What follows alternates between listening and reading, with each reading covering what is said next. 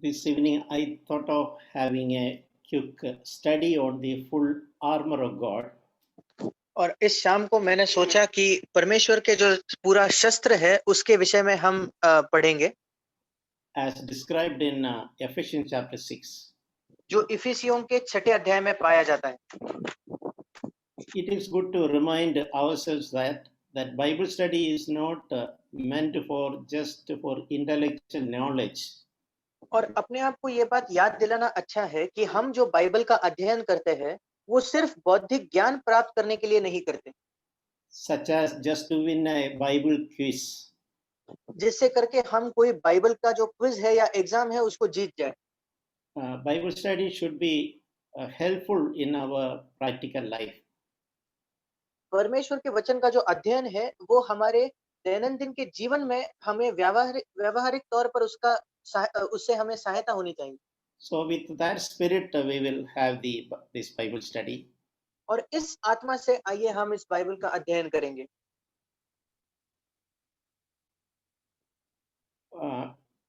God, it is God's intention that we, His children, are strong against all the powers of darkness. और ये परमेश्वर की मंशा है, उसकी चाहत है कि उसके बच्चे अंधकार के सारे सामर्थ्यों से लड़ते वक्त विजय पा सके। The Lord wants us to be strong in the Lord and in the strength of God's might. और परमेश्वर चाहता है कि हम उसमें सामर्थ्यवान बने रहे और उसकी सामर्थ हमें प्राप्त होते रहे। And God has given His full armor with that purpose.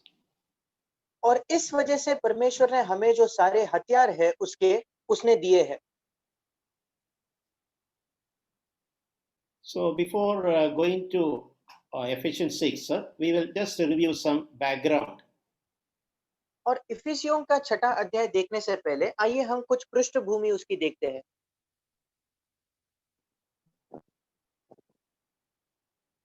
Actually, Jesus has overcome the devil on the Calvary.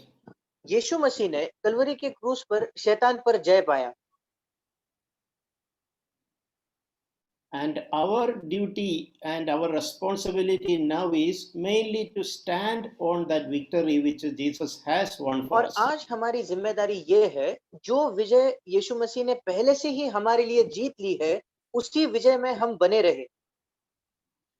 So as Jesus has already overcome the devil, our role is more to stand on that victory, not again every time fight against the devil and overcome him. और क्योंकि यीशु मसीह ने शैतान पर पहले से ही जय प्राप्त कर ली है, हमारी ये जिम्मेदारी है कि हम उस जय में खड़े हो जाए, ना कि हर बार हम भी शैतान से लड़े। And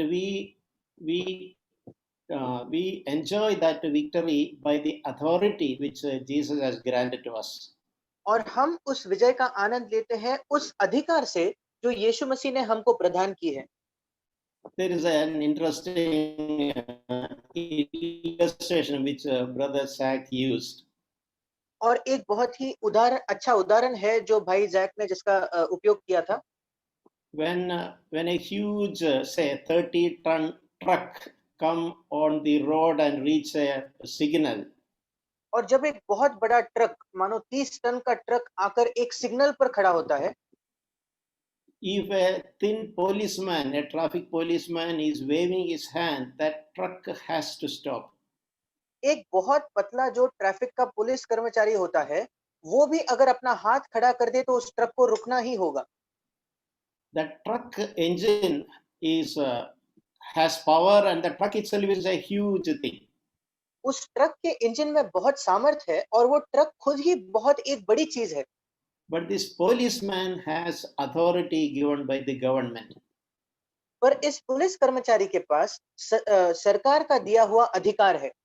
So the way we exercise authority over devil and his activities in that sense.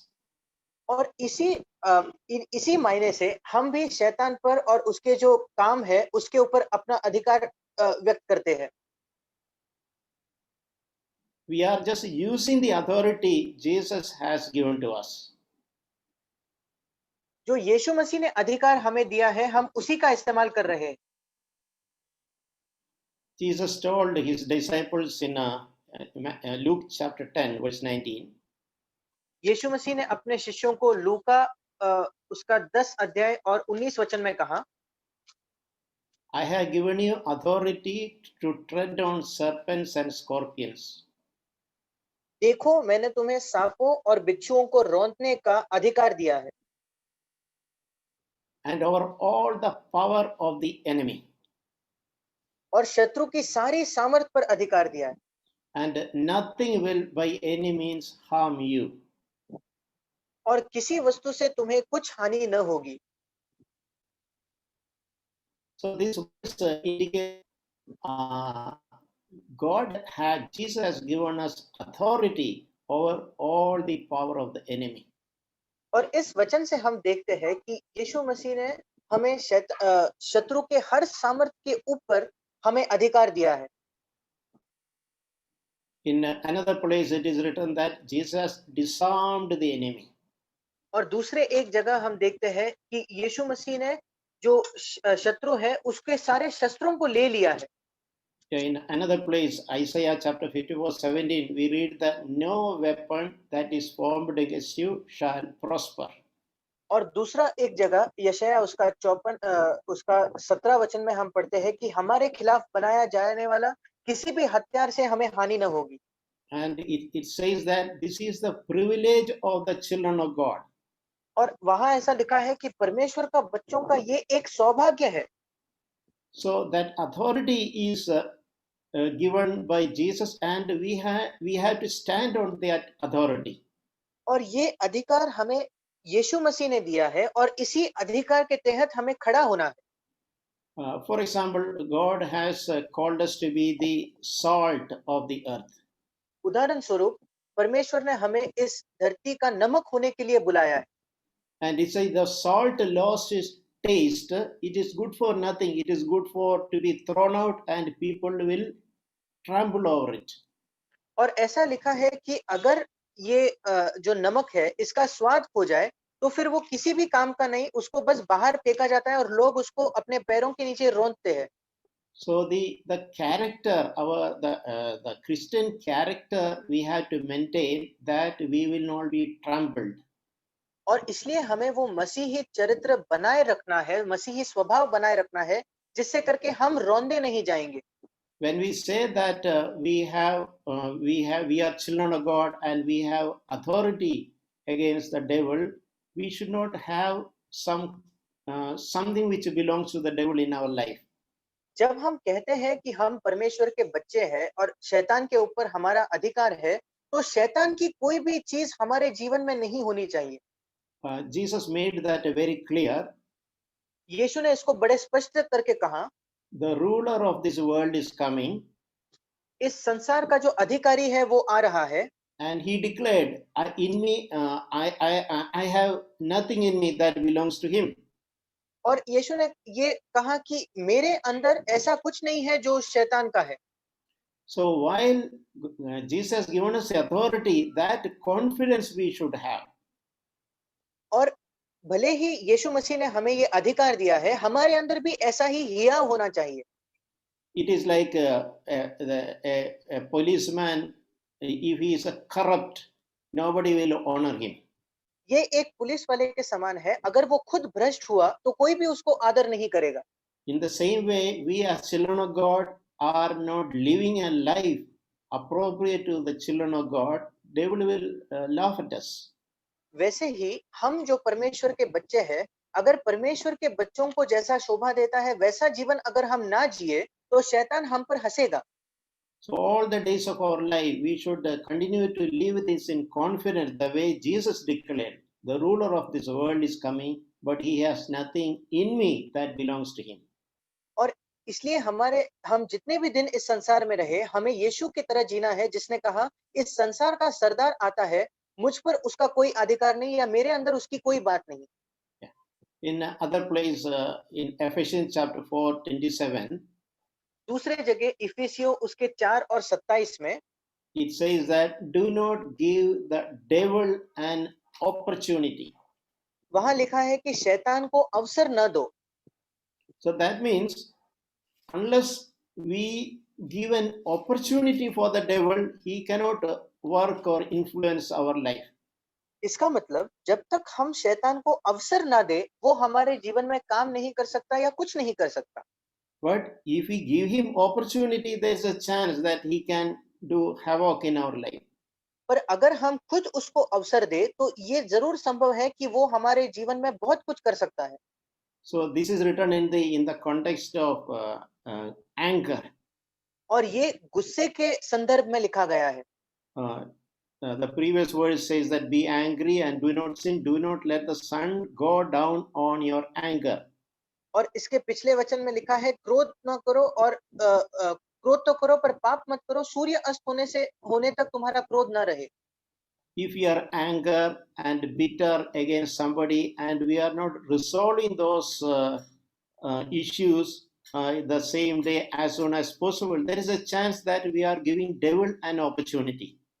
अगर हम किसी से गुस्सा रखते हैं, अगर हमारे मन में किसी के प्रति कड़वाहट है और उसी दिन अगर हम जैसे ही जितना जल्दी संभव है उन बातों को सुलझा नहीं रहे, तो फिर हम शैतान को एक अवसर दे रहे हैं। We have authority over the devil only when we obey the God's word and God's ways. हमें शैतान पर अधिकार सिर्फ तभी है जब हम परमेश्वर के मार्गों को और परमेश्वर के वचन को मानते हैं। Yeah, in another place it is written that do not allow devil to take advantage of us. और दूसरे एक जगह लिखा है कि शैतान को That तुम्हारा is, फायदा ना उठाने देना। that is in 2 Corinthians chapter 2 verse 11. वो है दूसरा कुरिन्ती उसका दूसरा अध्याय और 11 वचन। So if we are careless, we can allow devil to take an advantage in our life. और अगर हम ध्यान न दे तो शैतान हमारे जीवन में हमारा फायदा ले सकता है। And that verse also says we are not ignorant of his schemes. और उस वचन में ये भी लिखा है कि हमें शैतान की चाल हम जानते हैं। So again, this verse is written in the context of unforgiveness in the previous verse. और इस वचन को भी अगर हम देखेंगे तो इसका पिछला वचन कहता है लोगों को क्षमा नहीं करने के बारे में। That means if we are not willing to forgive others from our heart, the way Jesus forgave us, इसका मतलब जैसा यीशु ने हमें क्षमा किया वैसा अगर हम लोगों को क्षमा करने के लिए तैयार नहीं हुए तो we are opening the door for the devil. फिर हम शैतान के लिए द्वार खोल रहे हैं। And we are allowing devil to take an advantage in our life. और फिर हम अपने जीवन में शैतान को अपना फायदा उठाने देते हैं। Yeah. And the third thing, we need to live a life of submission to God always. और तीसरी बात यह है कि हमें हर समय परमेश्वर के अधीनता में अपने जीवन को जीना है। We read that in James chapter 4 verse 7, submit therefore to God, resist the devil and he will flee from you. और हम इसको याकूब के चौथे अध्याय के 7वें वचन में पढ़ते हैं कि परमेश्वर के अधीन हो जाओ और शैतान का सामना करो तो वो तुम्हारे पास से भाग निकलेगा। So when we live in submission to the authority of God, we retain the authority over the devil.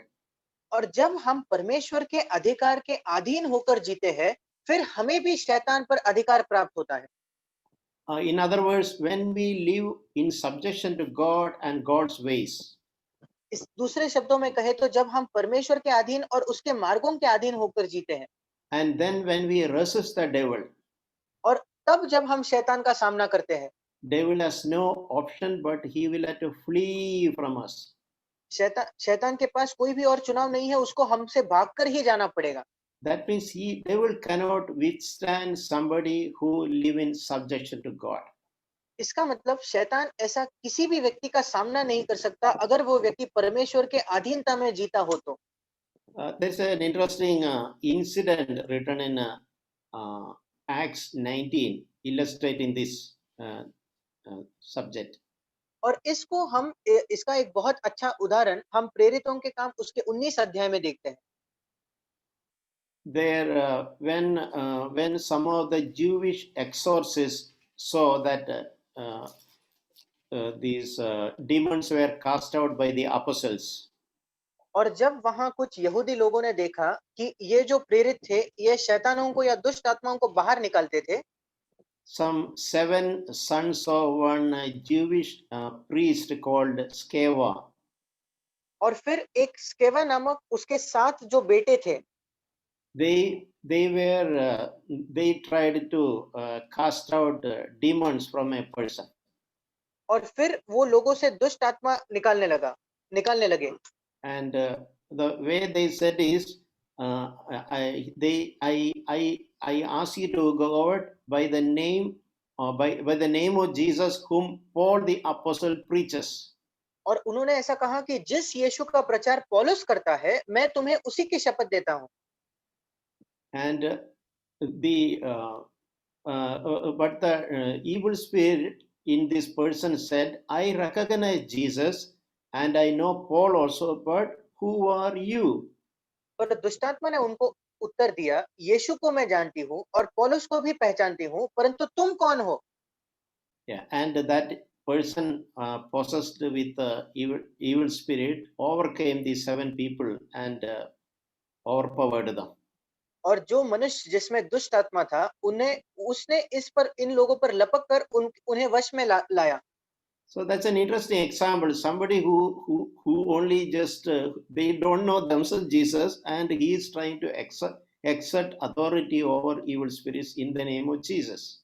और ये एक बहुत अच्छा उदाहरण है कि एक ऐसा व्यक्ति जो खुद यीशु मसीह को नहीं जानता, वो यीशु मसीह का नाम लेकर दुष्ट आत्माओं पर अधिकार जताना चाहता है. But when we live in subjection to God, devil will have to flee. पर जब हम परमेश्वर के अधीनता में जिएंगे, फिर शैतान को हमसे भागना ही होगा. So we'll come to Ephesians chapter 6.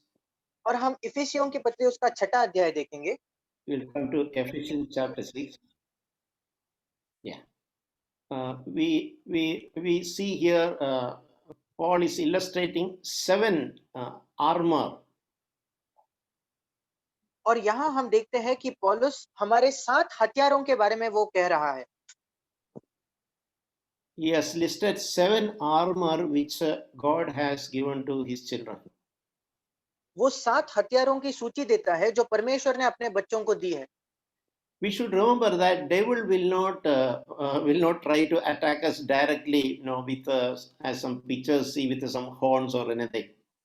और हमें इस बात को याद रखना है, जैसा हम कभी-कभी कुछ चित्रों में देखते हैं, शैतान कोई ऐसे सिंग लेकर हम पर आक्रमण नहीं करेगा. His ways of work among children of God is by deception. और परमेश्वर के बच्चों के बीच में शैतान का जो काम होता है, वो उनको फंसाने के द्वारा वो करता है. So we need to stand against the schemes and deceptions of the devil. और इसलिए शैतान की जो युक्तियां है, जो वो हमें फंसाता है, उसके खिलाफ हमें खड़ा होना है. So he is not going to attack us in any physical way. वो कोई शारीरिक रूप से हम पर आक्रमण नहीं करेगा. He will try to deceive God's people using various schemes. वो हमें फंसाएगा परमेश्वर के बच्चों को अलग-अलग चीजों को अलग-अलग तर्कों के द्वारा. So one important thing written in Ephesians 6 in verse 12. और एक जरूरी बात जो है, जो इफिसियों 6 उसके 12 में लिखी गई है, Our struggle is not against flesh and blood. क्योंकि हमारा ये मल युद्ध लहू और मांस से नहीं. So that's a very important thing that we have to keep in mind. और ये बहुत जरूरी बात है जो हमें याद रखनी है. Our fight or our struggle should never be any human being. और हमारा जो युद्ध है, हमारा जो संघर्ष है, वो किसी भी व्यक्ति के साथ, मनुष्य के साथ नहीं होना चाहिए. Our quarrels should not be with our wife. और हमारा जो झगड़ा है वो हमारे पत्नी के साथ नहीं होना चाहिए. Or with the husband. या पति के साथ. Or with children or with anybody else. या बच्चों के साथ या किसी भी और व्यक्ति के साथ नहीं होने चाहिए. We should be absolutely clear that we will never struggle with any human being. इस बात पर हमें बहुत स्पष्ट होना होगा कि हम कभी भी किसी भी मनुष्य के साथ नहीं झगड़ेंगे। with our neighbor or policeman or bus conductor or auto rickshaw driver. Our fight should never be with a human being. हमारे अड़ोस-पड़ोस वाले, कोई पुलिस वाला या कोई रिक्शा वाला या किसी भी व्यक्ति के साथ हम कभी झगड़ा नहीं करेंगे। Devil will use this as a tactic to distract our attention by making us to fight with the human beings. और शैतान की ये एक युक्ति है जिसका वो इस्तेमाल करता है, जिससे हम मनुष्यों से ही लड़ने में व्यस्त रहते हैं। In another place, Paul is telling Timothy that a man of God shall not quarrel. और दूसरे एक जगह हम पढ़ते हैं कि पौलुस तीमुथियुस से कहता है कि एक परमेश्वर का जन झगड़ालू नहीं होता। So that should be our desire in our Lord. I should never want to quarrel with a single human being. और यही हमारी भी इच्छा होनी चाहिए कि परमेश्वर मुझे कभी भी किसी भी मनुष्य के साथ झगड़ा नहीं करना है। So that is a primary thing before we even think about resisting the powers of darkness. और ये बहुत ही एक प्राथमिक या मूलभूत चीज है जब हम अंधकार के सामर्थ्यों का विरोध करने के विषय में सोचते हैं। And I want to re-emphasize the devil will try again and again to distract our attention on some human being so that our energy is wasted in fighting with them. और मैं इस बात को फिर एक बार दोहराना चाहूंगा कि शैतान की ये एक युक्ति है, एक कोशिश है कि किसी मनुष्यों से हमारा झगड़ा करवा के हमारे ध्यान को वो भटकाए। Now, Paul is listing seven, we can say armors or weapons. और यहाँ पौलुस हमें 7 हथियारों के विषय में बताता है।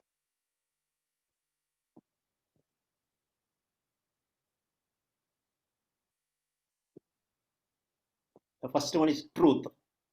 पहला है सत्य। It is described as a belt. और उसको एक कमरबंद के तरह बताया गया है। And the second one is righteousness, that is described as a breastplate.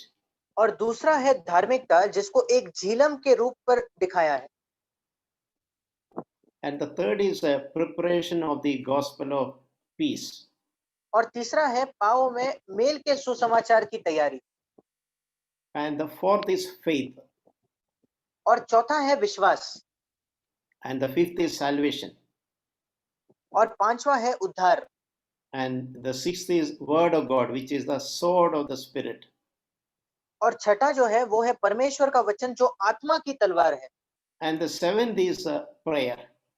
और सातवीं बात जो है वो है प्रार्थना। So it's interesting, the first weapon that God has given us is truth. और ये बहुत ही एक रोमांचक बात है कि जो पहला हथियार परमेश्वर ने हमें दिया है वो है सत्य।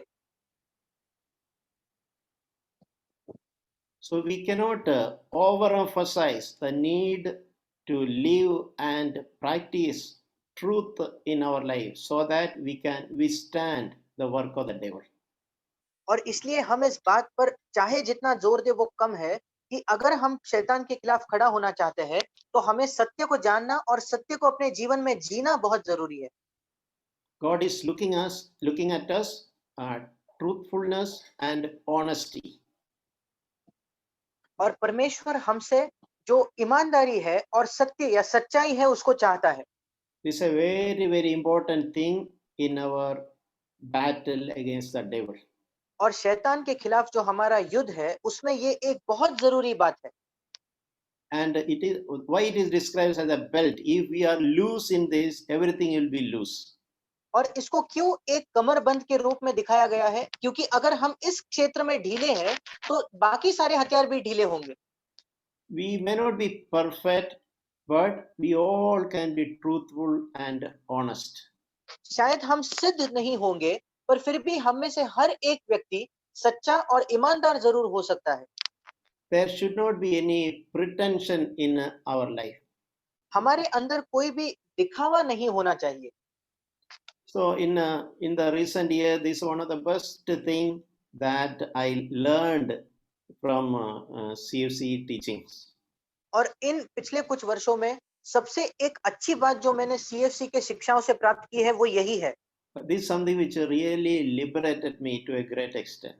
ये एक ऐसा सत्य था जिसने मुझे बहुत हद तक मुझे मेरे जीवन में आज़ादी या छुटकारे को लाया। Especially in the family and place of work and in the church. विशेषकर परिवार में जहाँ मैं काम करता हूँ और कलीसिया के अंदर। God is encouraging us to be truthful and honest. परमेश्वर हमें प्रोत्साहित कर रहा है कि हम ईमानदार और सच्चे बने रहे। We should make every effort to be truthful and honest in our homes to begin with. हमें हर एक प्रयास करना है कि हम हमारे घरों में सबसे पहले अपने घरों में सच्चे और ईमानदार हो। And our spouses and our children should see that day in and day out. और हमारे पति या पत्नी और हमारे बच्चे जो है इनको हर दिन इस बात को देखना है। You remember, this is the number one weapon against the work of the devil. और याद रखिए कि शैतान के कामों के खिलाफ सबसे पहला हथियार यही है। In the recent years, this came to me so powerfully in my life. और पिछले कुछ सालों में ये एक बात बहुत ही सामर्थ्य से मुझे अपने जीवन में मैंने पाई। And the Holy Spirit was challenging me personally to make every effort to make sure that my life is open, truthful, and honest before God and before others. और पवित्र आत्मा भी मुझे ये बार-बार चुनौती दे रहा था कि मेरा जीवन परमेश्वर के सामने और लोगों के सामने बिल्कुल सच्चा, खुला और ईमानदार हो। Yeah, I had done a little study for myself about this matter. और इस विषय में मैंने अपने आप के लिए थोड़ा अध्ययन किया था। In Second Thessalonians chapter 2, और दूसरा थिस्सलुनीकियों उसका दूसरा अध्याय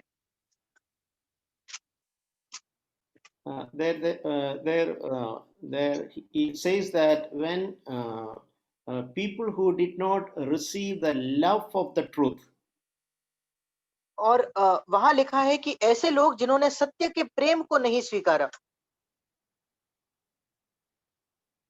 so when people they don't love the truth, it says that God has sent upon them a deluding influence that they will believe what is false. और 10 और 11 वचन में लिखा है कि ऐसे लोग जो सत्य से प्रेम नहीं करते, ऐसे लोगों पर परमेश्वर एक भटका देने वाली सामर्थ को भेजेगा, जिससे करके वो एक झूठ को सच मानेंगे। So this is a dangerous thing. और ये बहुत ही एक खतरा भरी बात है। If we have no love for the truth, अगर हमारे पास सत्य पर प्रेम अगर हम नहीं करते तो, and when God recognizes that this person has no love for the truth, और जब परमेश्वर इस बात को देखता है कि ये व्यक्ति सत्य से प्रेम नहीं करता, and God can allow deluding spirit, deluding influence so that we believe in falsehoods. और फिर परमेश्वर खुद हमारे जीवन में ऐसे भ्रमाने वाली सामर्थ को भेजता है, जिससे करके हम भी झूठ पर विश्वास करने लगते हैं। I observed when Jesus described about the devil, और मैंने देखा कि जब यीशु मसीह ने शैतान का वर्णन किया, the way he explained it, that is in John chapter 8:44. और जिस प्रकार यीशु मसीह ने उसका वर्णन किया वो हम यूहन्ना उसके 8वें अध्याय के 44 वचन में पाते हैं। Jesus said that he speaks a lie, he speaks from his own nature. और वहां हम पाते हैं कि शैतान जब झूठ कहता है तो वो अपने ही स्वभाव से उसको कहता है। And he is saying that he is a liar and he is the father of all lies. और यहाँ लिखा है क्योंकि वो झूठा है वरन झूठ का पिता है। So remember that who is the father of all lies? और इसलिए इस बात को याद कीजिए, वो कौन है जो सारे झूठ का पिता है? Devil is the father of all lies. शैतान हर झूठ का पिता है। So think about, we say that we are We are children of God, we are believers, we are CFC members, and think about, imagine, we are speaking lies.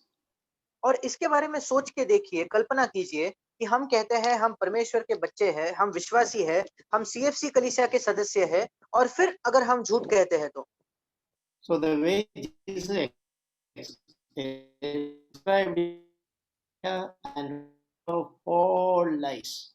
और जिस प्रकार यीशु इसका वर्णन करता है कि शैतान खुद झूठा है और वो सारे झूठ का पिता है, Meaning every grain of which the devil is made of is lies. जिसका मतलब शैतान जिस भी चीज का बना हुआ है उस हर एक बात में झूठ है। That means any lies and any dishonesty originates from the devil. इसका मतलब कोई भी झूठ और कोई भी जब हम ईमानदार नहीं होते वो शैतान की ओर से है। So now we can understand why Jesus said, the ruler of this world is coming in me. There is nothing that belongs to him. और अब हम इस बात को समझ सकते हैं भली भांति कि क्यों यीशु मसीह ने कहा कि इस संसार का सरदार आता है पर उसका मुझ पर कोई अधिकार नहीं। On the other hand, about Jesus himself, it is mentioned in 1 Peter chapter 2, verse 22. पर अगर हम यीशु मसीह के बारे में देखें तो उसके विषय में पहला पत्रस उसका दूसरा अध्याय और 21 वचन में लिखा है, No one ever heard a lie come from his lips. किसी ने भी यीशु मसीह के मुंह से कोई भी झूठ कभी नहीं सुना। Think about that testimony. इस गवाही के बारे में सोचकर देखिए, During that 33.5 years of his life upon the earth, और इस पृथ्वी पर जब 33.5 साल के लिए यीशु मसीह जिया, no one ever heard a lie coming from the lips of Jesus. यीशु मसीह के ओठों से किसी भी व्यक्ति ने कभी भी कोई झूठ नहीं सुना। And it is also mentioned in Revelation chapter 14, verse 5, about the bride of Jesus. और प्रकाशित वाक्य उसका 14 अध्याय और 5वें वचन में यीशु मसीह के दुल्हन के विषय में भी हम पढ़ते हैं, No lie was found in their mouth. उनके मुंह से कभी झूठ न निकला था, For they were blameless. वे निर्दोष है। So, dear brothers and sisters, I really want to challenge all of you. और मेरे प्रिय भाइयों और बहनों, मैं इसलिए आप में से हर एक व्यक्ति को चुनौती देना चाहता हूँ, Make this aim in your life. Get rid of all types of lies from our life. अपने जीवन का इसको उद्देश्य बना ले कि हमारे जीवन से हर एक झूठ को हम दूर करें, Knowing that origin of every kind of lie is from the devil. इस बात को जानकर कि हर एक झूठ का जो स्रोत है वो शैतान है, And everything of truth is of Jesus. और जो कुछ सत्य है वो यीशु की ओर से आता है। We have to get rid of all traces of lies from our life. हमारे जीवन में से झूठ का हर एक अंश हमें दूर करना है। I'll tell you to understand this. I'll tell you some examples. और इस बात को समझने के लिए मैं आपको कुछ उदाहरण देना चाहता हूँ। I hear sometimes some believers say that if I don't lie, I cannot work in my company. मैंने कई विश्वासियों को ये कहते सुना है कि अगर मैं झूठ नहीं बोलूंगा तो मैं मेरे कंपनी में काम ही नहीं कर सकता। That's a very sad situation. और ये बहुत ही एक दुख भरी बात है। If we think about, if we work in somewhere and if you continue, you remain there by telling lies, do you think the presence of God is there with us? अगर हम कहीं काम करते हैं और क्योंकि हम झूठ कह रहे हैं इसलिए हम वहां बने हुए हैं, तो क्या आपको लगता है वहां परमेश्वर की उपस्थिति हमारे साथ है? If we maintain a job and we maintain that by telling lies and making wrong statements and we claim that we are believers and the favor of God is it true? और अगर हम किसी जगह में काम कर रहे हैं और वहां हम झूठ कहते हैं और हम गलत स्टेटमेंट्स देते हैं, गलत हिसाब देते हैं, और फिर हम कहते हैं कि हम विश्वासी भी है और परमेश्वर हमसे खुश है, तो क्या ये सत्य है? God is testing us, looking at us. If we are, even if it hurt us, we should be willing to speak the truth. परमेश्वर हमारी परीक्षा ले रहा है, यहाँ तक कि अगर हमें उसकी वजह से चोट भी पहुँचती है, फिर भी हमें सत्य कहने के लिए हम तैयार होने चाहिए। It is God's promise, not a human being promise. If you seek God's kingdom and His righteousness, all these things will be provided. और ये परमेश्वर का वायदा है, किसी मनुष्य का नहीं, कि अगर हम उसके धर्म और राज्य की खोज करें तो सारी चीज़ों को वो हमारे जीवन में जोड़ेगा। I don't think if we speak the truth, any blessing which God has kept for we will miss. मैं ये नहीं समझता कि अगर हम अगर सत्य बोले, तो परमेश्वर ने जो हमारे लिए आशीष रखी है, हम उसको खोएँगे। I sometimes see believers speaking to avoid an embarrassment. They say some small lies. और मैंने ये भी देखा है कि कई बार जो विश्वासी लोग होते हैं, शर्म से बचने के लिए वो छोटे झूठ कह देते हैं। I'm telling this illustrate for understanding.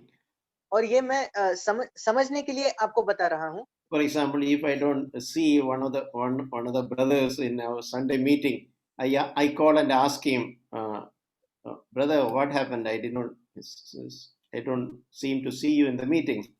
और उदाहरण स्वरूप अगर हम में से कोई भाई संडे की मीटिंग को नहीं होता, तो मैं फ़ोन करके पूछता हूँ कि भाई मैंने आपको संडे की मीटिंग में नहीं देखा। And he may be replying, saying, brother, I had work today. और फिर वो उत्तर देते हैं कि भाई मुझे काम था। Later, I realized that it was a half truth. He had work, say 5 o'clock in the evening, some 1 hour work. The actual reason for missing the meeting was he overslept. He didn't wake up. और बाद में मुझे ये बात पता चलती है कि उसने जो कहा वो आधा सत्य था, कि शायद शाम को 5 बजे उनका कुछ काम था, पर सुबह वो सो गए और वो ज़्यादा सोए और उठे ही नहीं। See, he had a little work in the evening, not at the meeting time in the morning, but he said to avoid an embarrassment, he said that I had work on Sunday. उनको शाम को 5 बजे काम था, meeting का जो समय था उसमें काम नहीं था, पर शर्मिंदगी से बचने के लिए वो कहते हैं कि संडे को मुझे कुछ काम था। Another example, some sister can say that I was not well today, so I didn't come for meeting. और दूसरा उदाहरण दूं तो कोई बहन ये कह सकती है कि मेरी आज तबीयत ठीक नहीं थी, इसलिए मैं सभा में नहीं जुड़ पाई। But I realized that at the same day she went to market for पर उसी समय मैं देखता हूँ कि वो बहन तो मार्केट में जाती है कुछ खरीदने के लिए। she had a cold, but it was not bad enough to miss the meeting. She could easily go to the market, but she didn't come to the church. और हाँ, वो मार्केट तो जा सकते थे, पर वो कलीसिया में नहीं आए। उनको काम तो था, पर वो इतना ज़रूरी नहीं था। So instead of telling the truth, one is saying, I was sick, so I didn't come. और सत्य कहने के बजाय एक व्यक्ति कहता है कि मैं ठीक नहीं था, मुझे इसलिए मैं नहीं आ पाया। Now, it set these examples, so that we can be careful and can love the truth and be honest about our life. और मैंने इन उदाहरणों को इसलिए कहा ताकि हम इस बारे में बहुत ही ध्यान दे सके और संभाल सके और अपने जीवन में सत्य से प्रेम करके हम ईमानदार हो सके। Nothing wrong in missing a meeting one day. और एक दिन अगर हम किसी सभा में नहीं जुड़ते तो उसमें कोई गलत बात नहीं। But telling a lie to cover it up, take it as a serious thing. पर झूठ बोलकर उस बात को छुपाना, उसको आप बहुत गंभीरता से ले। Because we are sharing the character of devil, because devil is a liar and father of all lies. क्योंकि अगर हम ऐसा करते हैं तो हम शैतान के स्वभाव में सहभागी हो रहे हैं, क्योंकि शैतान झूठा है और सारे झूठ का पिता है। So I took some time to explain this, because truth is a number one weapon God trusted to us to overcome devil. और मैंने इस विषय में थोड़ा समय लेकर इस वजह से बताया, क्योंकि सत्य ये सबसे पहला हथियार है जो परमेश्वर ने हमें दिया है, जिससे हम शैतान पर जय पा सकते हैं। So let us not take it lightly. और इसलिए हम इन इन बातों को बहुत ही हल्के से ना ले। And the second thing is righteousness, the breastplate of righteousness. और दूसरी बात है धार्मिकता, धार्मिकता की झिलम। And God wants God's people to be righteous in our dealings. और परमेश्वर चाहता है कि उसके लोग जो है उनके सारे व्यवहार में, सारे बर्ताव में वो धार्मिक बने, especially in money matters. विशेषकर पैसे के मामलों में and in business transactions. और जब हम कोई व्यवसाय करते हैं उन बातों में। God is watching at us if we are righteous in these matters.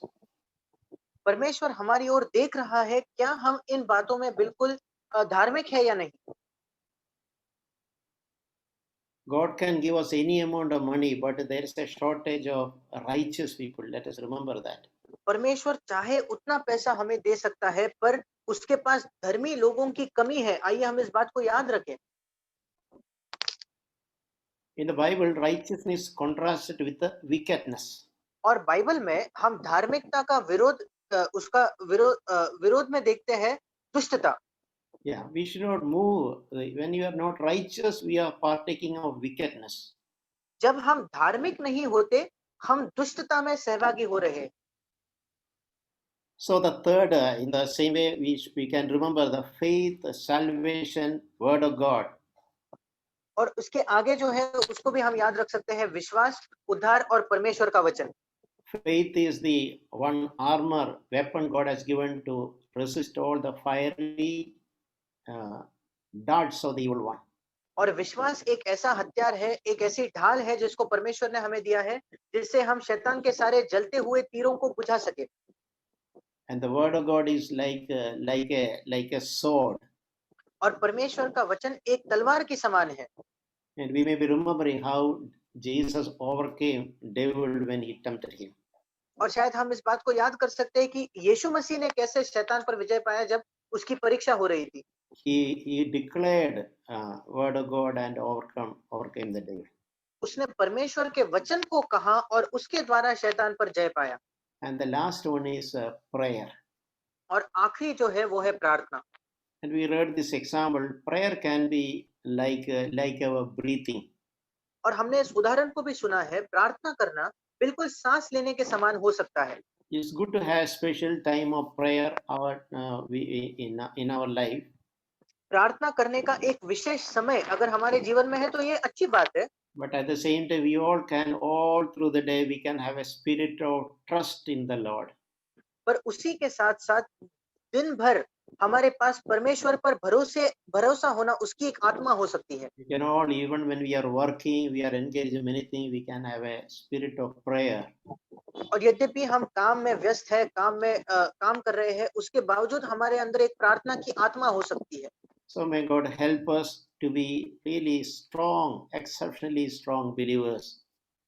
और इसलिए आइए परमेश्वर हमारी सहायता करे ताकि हम बहुत ही दृढ़ और बलवंत ऐसे मसीही बने। And value and preserve the authority which Jesus has given to us. और जो अधिकार यीशु ने हमें दिया है, उसको हम बहुत मूल्यवान जाकर उसको हम बनाए रखें। Amen. आमीन।